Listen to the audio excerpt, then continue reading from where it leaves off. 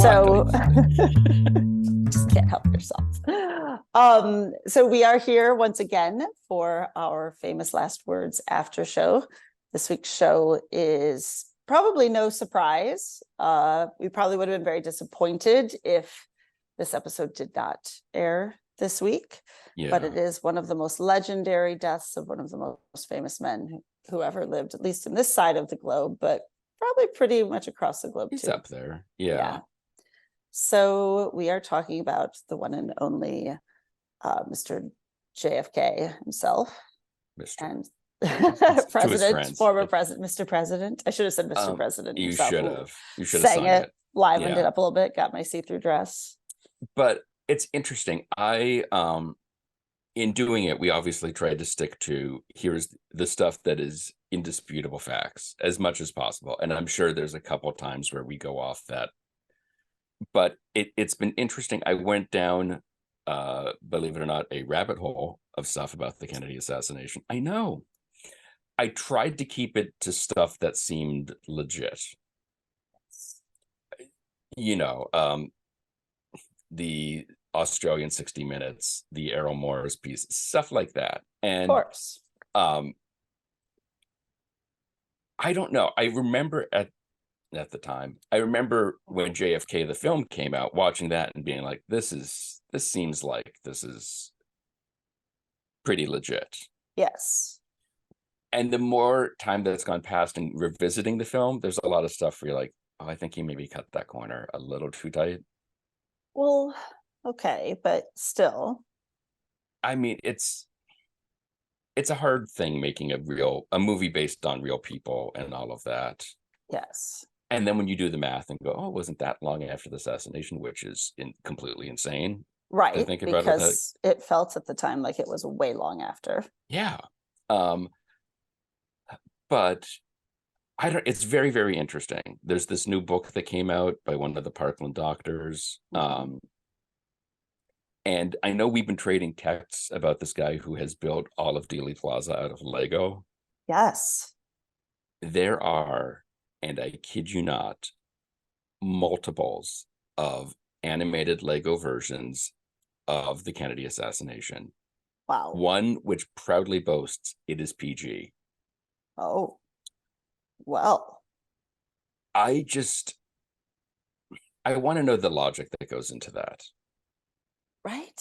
So this guy who we want to have on the show, and hopefully we will, yes, it was part of his obsession on the other show. We don't want him to die. No. We want him He would be on one of our other shows. Yes, one of the other two. Yeah. Either drop a great EP or we'll talk about Lego. Yes. But like, there's a story about like his obsession with the case and wanting to look at it and kind of lay it out. Approaching this to, I want to animate something with Lego, and this is your go-to. I could think of about 500 other things that might be a little more fun to animate with Lego. I agree, but it also goes to one of those things where when do we become so numb to the like iconic status of the tragedy that we forget that it was a tragedy? So for example, I mean, this is the example I always use, but why a Lego of the Titanic? People will be like, oh, look, there they are there was room for both of them on the door. Right. Whatever. Yeah. So it's like it's almost like the more famous it becomes, the less we believe that it's real. I think it's that Mel Brooks adage. Comedy is tragedy plus time. Right, which is true. Which explains why there's so much Abe Lincoln humor everywhere. A lot. Because he was hilarious. So funny. Right. And maybe we're getting there with Kennedy. I mean, there's certainly Bill Hicks had a huge part of his routine about Kennedy. Well, and I can't help but it's one of those things too where you think about the Oliver Stone film, right? Which I thoroughly enjoyed. But even when you brought it up, the first thing I saw in my head was the Seinfeld episode. Back into the right. Exactly. Or was back into the left. Back into the left, I think, right? I don't know. But we also have had, and I was trying to find it.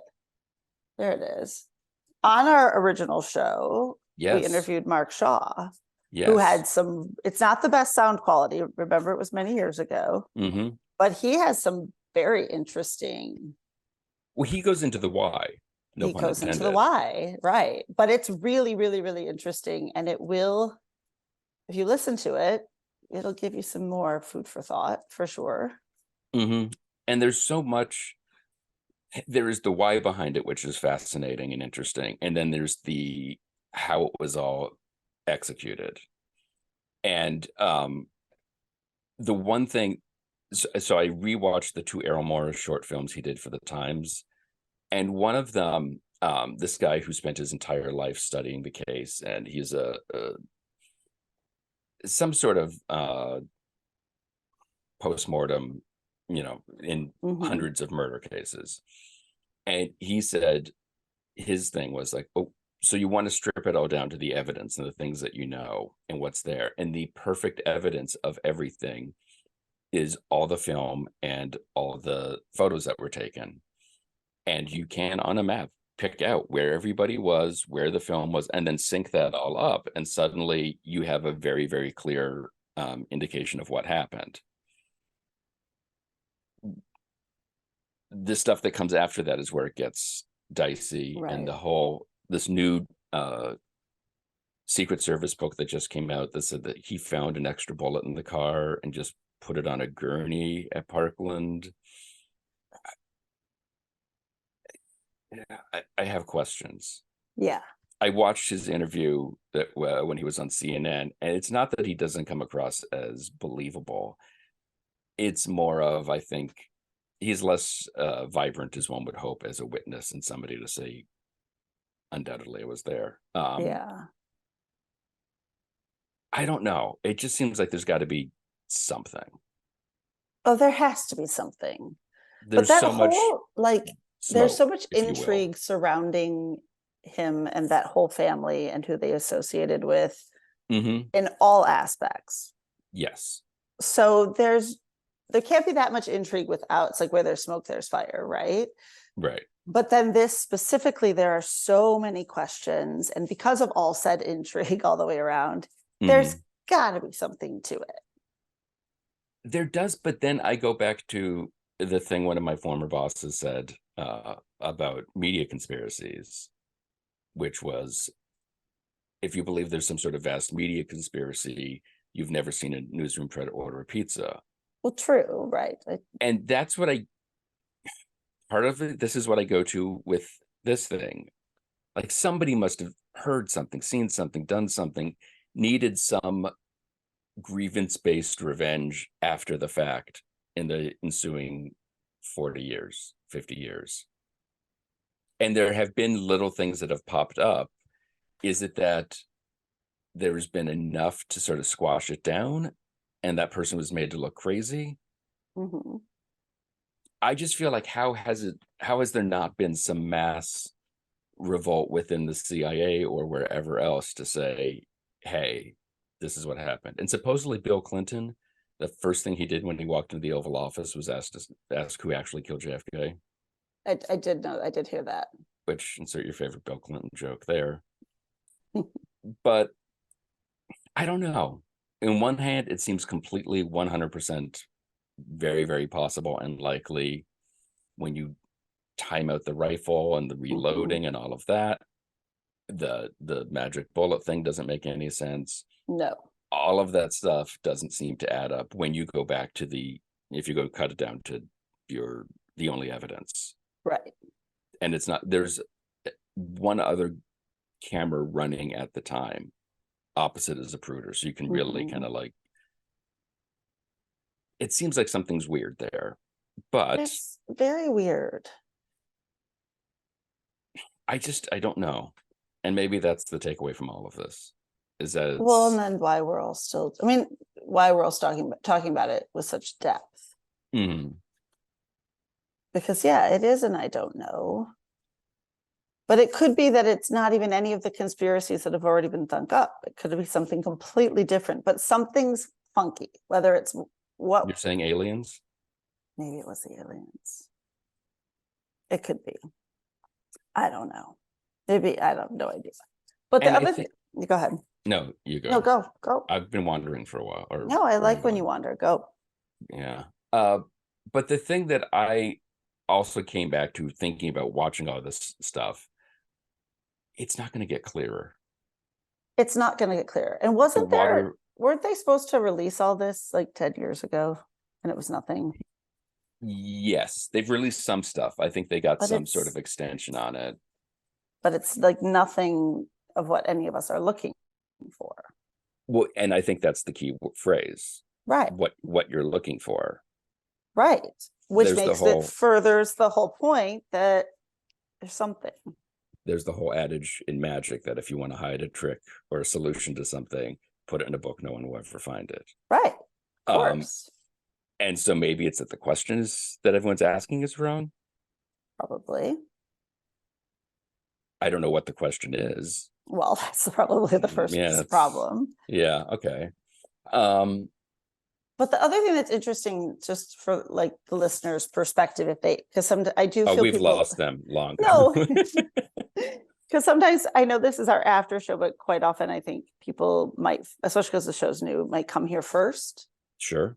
Um, and the episode is it doesn't focus on this whole conspiracy. It focuses, as you said, on more sort of the facts, ma'am, but just sort of the things we kind of know happened.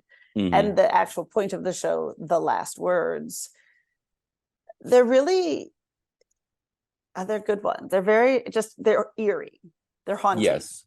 They're Well, haunting last words. That's the well, and it's interesting because I just started watching I think it's a Paramount Plus documentary, What the Doctors Saw, interviewing all the doctors at Parkland. Oh, This is going to be you are definitely this is my Thanksgiving weekend. It's I just see nothing this. but they played footage of the president and entourage getting off of Air Force One at Love Field. And they showed the two of them walking over to where the fans are to sort of shake hands and smile and everything. And the reporter covering it says something to the effect of, and I don't know if this is something the filmmakers did after the fact to really add some, make it ominous that you didn't know what's going to happen next. Mm-hmm. But they say like, oh, and this is not on the plan. They're going to take a few minutes to do this. And the fact that they're so close to the public, he's got his minders in the Secret Service and all of this. Like they were worried about that at the airport. Right. And then I realized too, the other thing, the fact that Lyndon Johnson was like in the car, a couple cars behind. Right. Which would they ever let that happen now? No. I mean, if they have the designated survivor stuff at the Capitol, they've got to be like, no, you're not going there. Oh, for sure. You're going to Canada. Well, and don't you think it's interesting though that people though still do, they still walk around amongst the people, which you have to. Mm-hmm. But how has this not occurred time and again? Because no matter who it is, there's always going to be somebody, right? Right. So it's even like thinking of like if you go beyond our country, watch the Royals, all their meet and greets every 5 seconds. Like it's kooky. The few times I went to, it's mostly political events, I feel like, because of the heightened tension of it all. And this was in 2008. I was shocked I went to a McCain rally just to see what was going on. And at that thing was McCain, Lindsey Graham, what's the other Graham? The guy from Phil Graham, I think. Maybe, I don't know. I thought you were going to say Lindsey Buckingham. I clearly got our shows confused. But I didn't want to, don't say like, I was shocked how close I got to them, but like just standing out there and everyone is holding their hand out to try to shake John McCain's hand. And you want to be like, he can't raise his hands above his shoulders. Right. Stop making it awkward for all of us. Yeah. And like, he seemed like not a political show. I thought the funniest thing in the world was that he talked about wanting to improve immigration, which has been a long off debated topic. Yes. And then his like closing music, let's go to the polls and all of this was They're Coming to America by Neil Diamond. Of course it was. But then I saw Obama speak twice pre-election. Mhm. And the first one was pre-Super Tuesday, so there's not a lot of people. And I Right. was shocked, like, you had to RSVP, but no one was checking the list. You could just walk in. Well, I when don't believe there was even metal detectors. okay, when my whole Obama luncheon, Right, we were all just walking in off the street. They did say you have to be scanned or checked or something. They said some word, and we're right, like, okay. But they literally like looked through my purse the way they look through my purse at a concert, which is not that thorough. right. They're like, okay, Right. we're good. And Yeah, I had my big laptop bag. I mean, there could have been a bomb in my laptop. They didn't do right. anything. And then he's walking around hugging me. So just to get back to that, but Did you know that he was going to be there? no. Okay, so that's, I think, part of it too. The whole like drop-in thing that they'll sometimes do. But don't you think that's even more? Well, so what we knew was we went there for lunch for a meeting. And when we got there were all these guys in like fleeces and they looked like valets in the middle of the afternoon, which seemed very weird on a Tuesday. And none of them wanted to park your car. And none of them wanted to park my car, which was quite rude. But it's snowy in January in Detroit. I get it. So we walked in and they're like, "Oh, there's a dignitary coming. If you are welcome to stay, but if you do, you have to do this Right. thing." But they wouldn't tell us who it was. Right. So, and then we kind of speculated. But he was there with the mayor. I mean, and people were to, I don't know. I just Is it uh, is it maybe just that there aren't as many crazy people as all of this stuff makes it seem to be? I don't know. That somebody with that level of, I don't want to say fanaticism, it's some sort of mental issues, Right. that this is the only way you think this is the proper way to solve any problems that are going on in the world and or your life. But the only reason I counteract what you're saying, Mhm. and we're really getting dark today, is We are. all of the mass shootings and all of the school shootings and all of Mhm. the like it's every single day around here. So I don't know. And I'm still shocked that in the inauguration parade that the president gets out and walks the last whatever it is Yes. blocks. I remember that with the Obamas and like those adorable little girls. You're like, just get the hell back in the car. Like, what? Yes. Let's not push this thing. Right. It's partially there's an element of I had Al Gore speak at my college graduation Whatever. while he was vice president, Blah blah. and every Went single to a good building, school. It's fine. it's going to be Ivy one day, but every single rooftop around the park you could see 2 to 3 people with binoculars, and there were rifles drawn. They were not Yeah. messing around. And so you sort of felt like in this scenario, anything goes down, they are on top of it. Yeah. Because Clint Eastwood's there to get in the line of fire. Right, exactly. Mhm. But that's also sort of a wing and a prayer and a hope and a dream and a, you know, Right. is Or everyone is going it to do exactly what they're supposed to do what and they're trained to supposed to? do? Right. Or is it truly like in the movies where everybody's undercover and that, the mom standing next to you, like in a Right. crowd, is really like trained to kill, and the kid isn't really a like 6-year-old little girl holding flowers. It's like some A very diminutively small, yeah. sized ninja, like, I wanted to try to get on the show. There is a family friend, and she was a Secret Service agent, I believe, early 2000s. And it popped up once in conversation, and somebody else was like, "Oh, I can't believe you regard George Bush and all this stuff." And I'm like, I think we're beyond that point. We got to put that like to the side. right. It's the president. You're supposed to. Exactly. Um, And not a but political show, but wouldn't we dream for a Bush right now? oh my God, that'd be the greatest. Give Jeb. Oh my Jeb. Lord. Even Jeb, that's so scary. Yeah. But I would take Jenna. sure. And her book club. Yes. But I so wanted to have her on the show because I wanted to ask her about that feeling of getting up every morning knowing that this might be the day that you Right. have to do that. And if you aren't Right. ready to do that, if you aren't certain you should do that, then you probably should not have that job. Right. And the Secret Service agent who had a book out a few years ago and was doing the tour on Kennedy, he's the one in the Zapruder film racing to the back of the car to try to hop on. And he was on the car earlier in the run and said, whenever it was 5 years ago, that he should have been on the car. He should have been there. He should have taken the second shot.